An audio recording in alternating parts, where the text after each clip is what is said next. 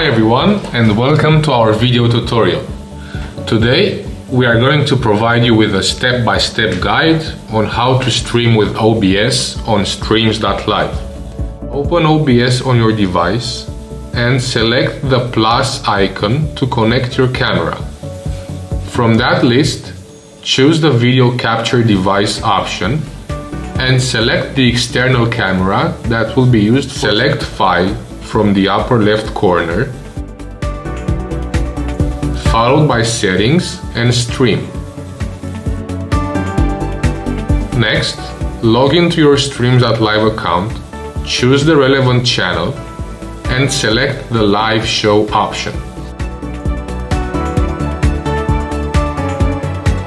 Next, you'll need to copy and paste the RTMP endpoint from Streams.live in the server section from OBS and the RTMP stream key in the stream key section.